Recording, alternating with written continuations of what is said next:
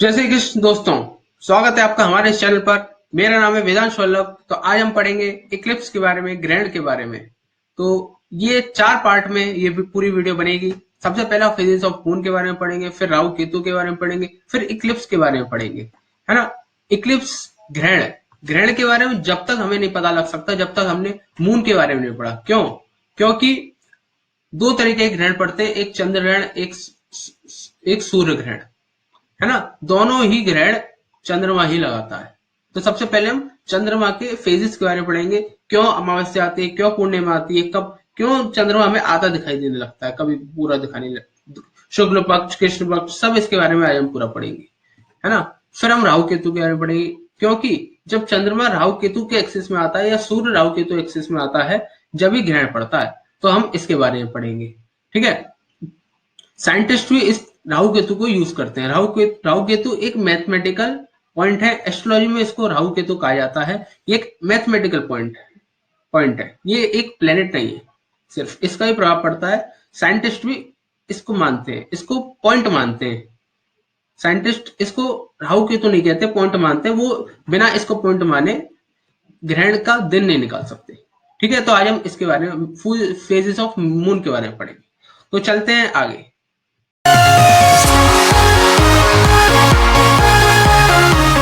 तो दोस्तों, phases of moon, चंद्रमा के चरण।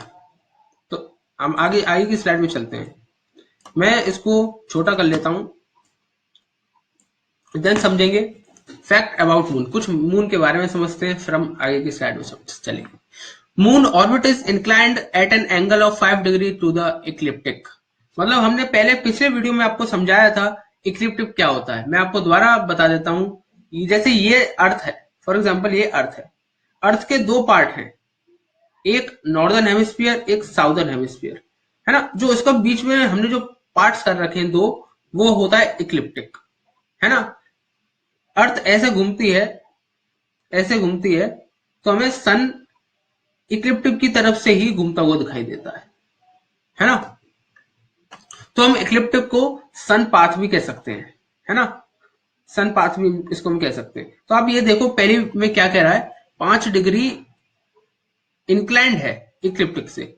मतलब जैसे ये सन का अगर पाथ है, तो इससे थोड़ा झुका हुआ है मून का path.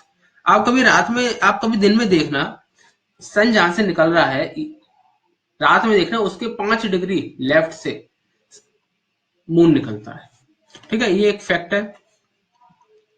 Moon is at distance 2,39,000 miles and the sun diameter is 8,65,000 miles and radius is 4,32,500 miles, which is nearly twice the distance of the moon from the earth। है ना। इसका मतलब ये है सिंपल, जितना अर्थ और मून के बीच का डिफरेंस है, उसका 4 टाइम्स सन का डायमीटर है। आप इतना दूर समझ लीजिए सन को। हमारे छत पे कपड़े सूख जाते हैं, इतना दूर है। पास होता तो क्या होता। अब देखें, मतलब अर्थ और सन का, अर्थ और चंद्रमा का जितना डिस्टेंस है, उसका 2 टाइम्स सन का रेडियस है। तो वही बताना चाह रहा है ना। अब ये थर्ड पॉइंट में ये कह रहा है कि महीने के फर्स्ट क्वार्टर में चंद्रमा हमें हाफ दिखाई देता है, हाफ। ठीक है।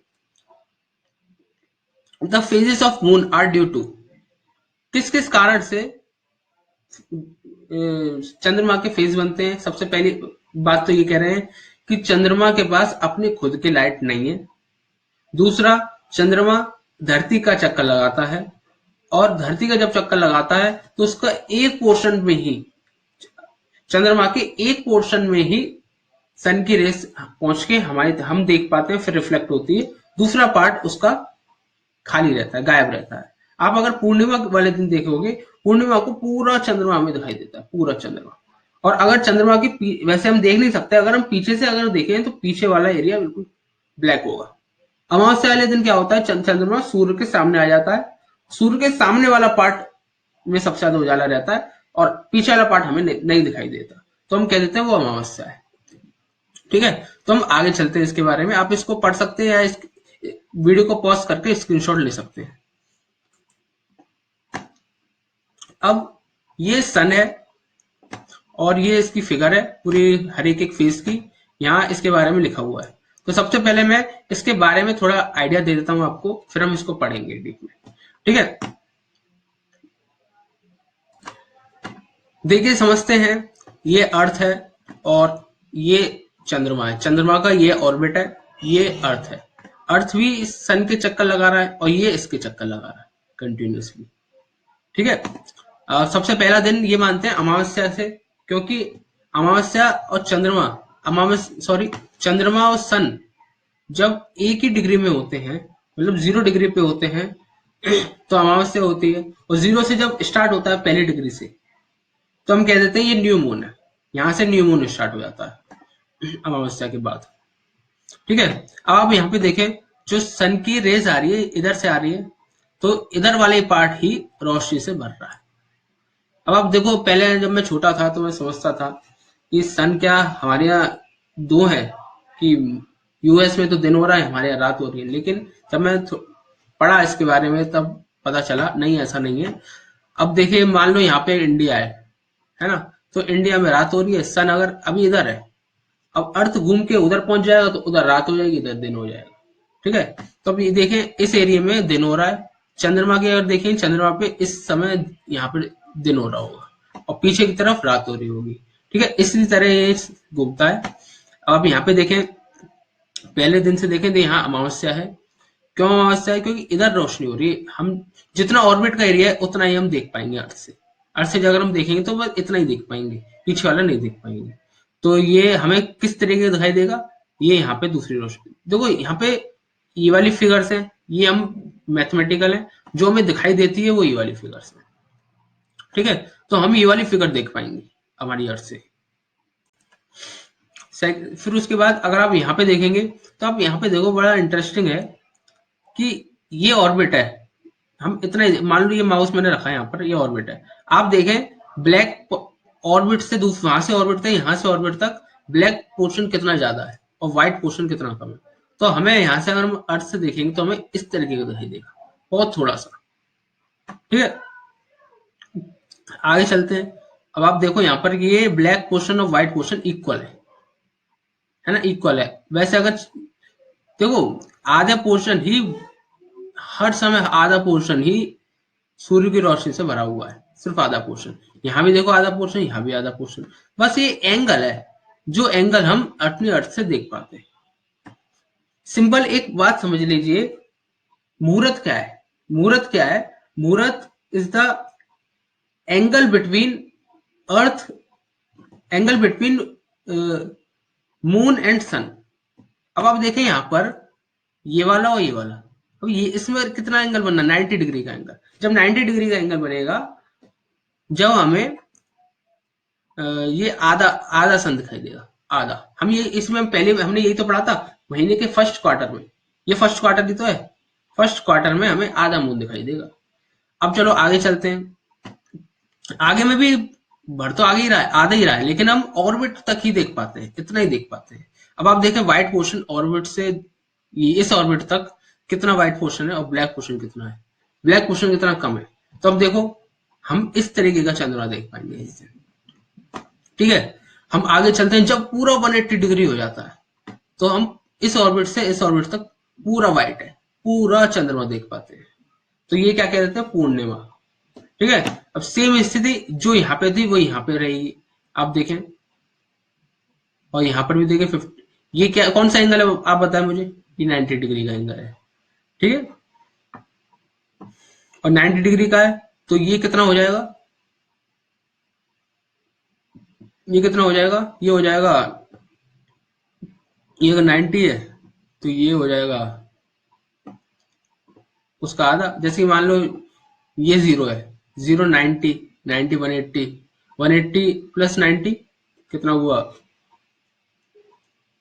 180 और 90 कितना हुआ, 180 और 90 हुआ 270। ठीक है, ये 270 एंगल रहेगा, और यहाँ पे रहेगा पूरा 360 डिग्री। 360 डिग्री के बाद यहाँ 0 डिग्री हो जाएगा, मतलब तीन, हाँ 360 के बाद 0 डिग्री हो जाएगा। ठीक है, ये पूरी डिग्री के बारे में हम आगे पढ़ेंगे अभी। ठीक है, आपको एक आइडिया लग गया होगा मून के फेजेस किस तरीके दिखाई देते हैं। एक बार हम बस रीड कर लेते हैं इसको और क्लियर हो जाएगा। ठीक है, 0 is the centre of the moon, O is the moon का सेंटर है। The shaded area of the moon and the earth are dark as the same are not receiving sunlight. ठीक है, हाफ पे sunlight नहीं receive होती। A B is the diameter of the moon perpendicular. ठीक है, ये क्या कह रहे हैं कि A B is the diameter, moon का डायमीटर है, और जो सन की रेज आएगी इसके परपेंडिकुलर आएगी। ठीक है, COD is the line perpendicular to the line.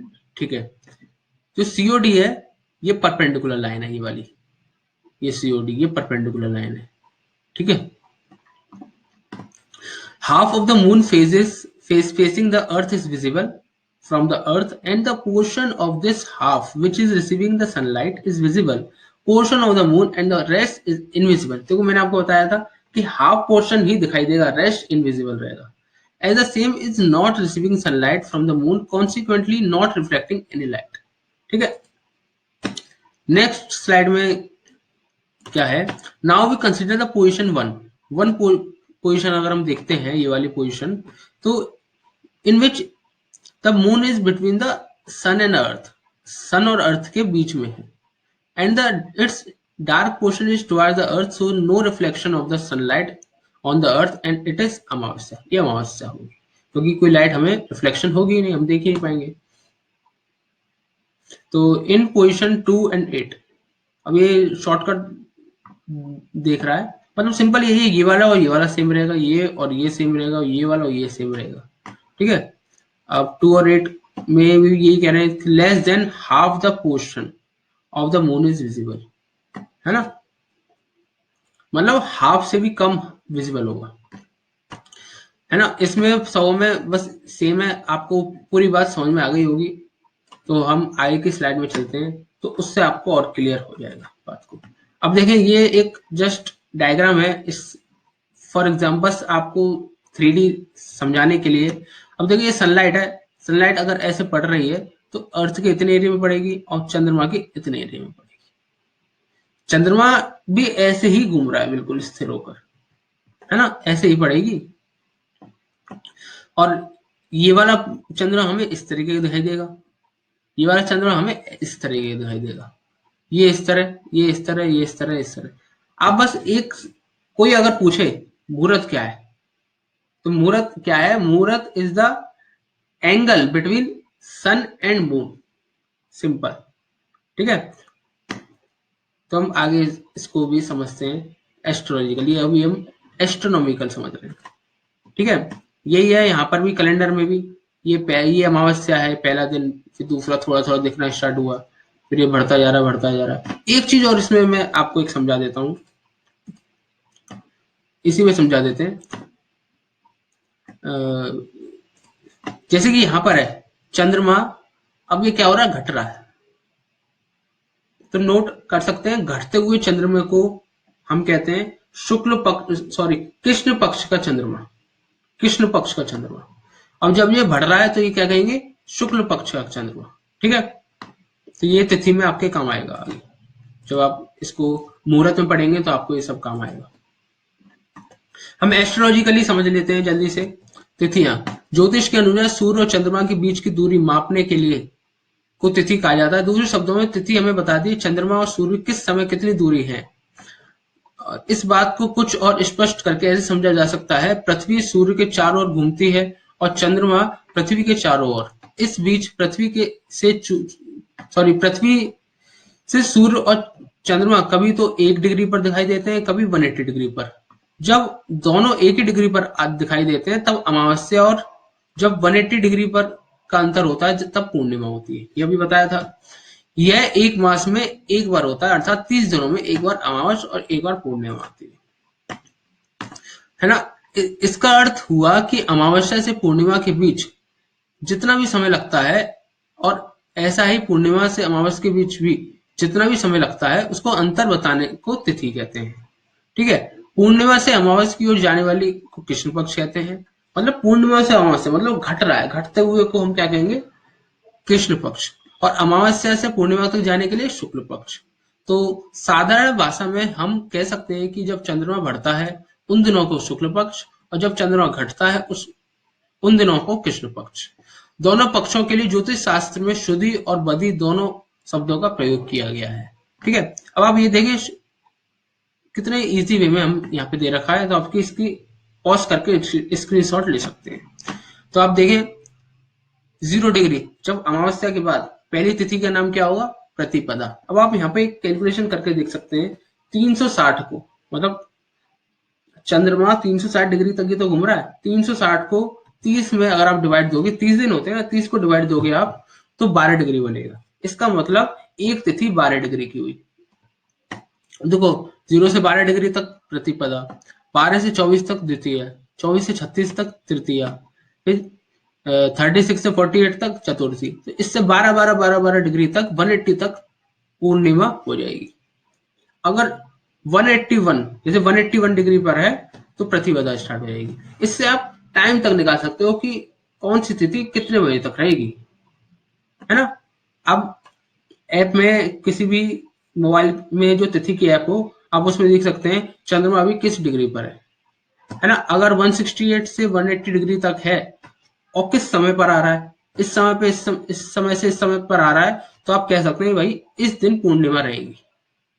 ठीक है, सूर्य एवं चंद्रमा के बीच की दूरी के अतिरिक्त चंद्रमा को घटने बढ़ने की स्थिति भी उक्त सारणी से स्पष्ट हो जाती है। अच्छा, तो वैसे तो साधारण एक मास में 30 तिथियां होती हैं, परंतु कभी कभी एक तिथि कम भी हो जाती है, कभी ऐसा ही एक वर्ष को लेकर भी होता है।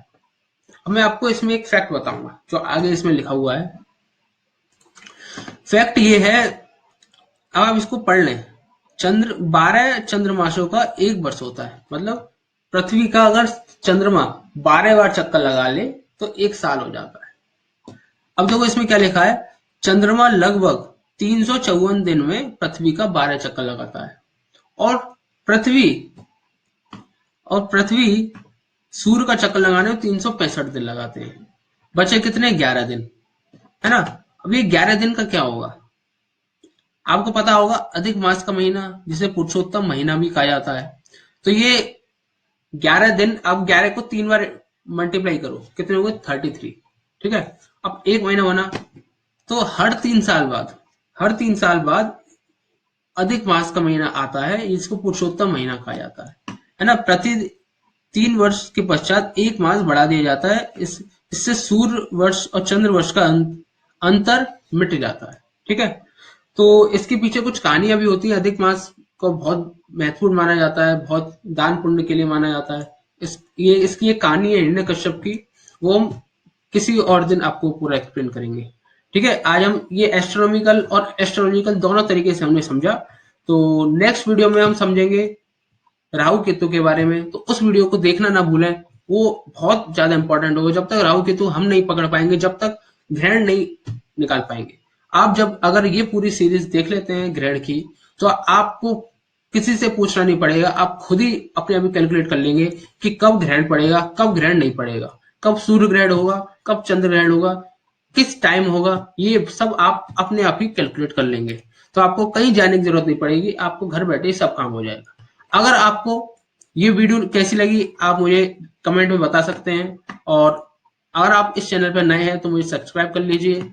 एंड ये जो नंबर दिए गए हैं, इस नंबर, अगर इस टॉपिक से रिलेटेड कोई भी आपको डाउट है तो इस टॉपिक से रिलेटेड इस नंबर पे आप मुझे कॉल या व्हाट्सअप कर सकते हैं। मैं आपका इस टॉपिक से रिलेटेड फ्री में डाउट क्लियर करूंगा, तो आप कभी भी बेझिझक कॉल कर सकते हैं। धन्यवाद, राधे राधे।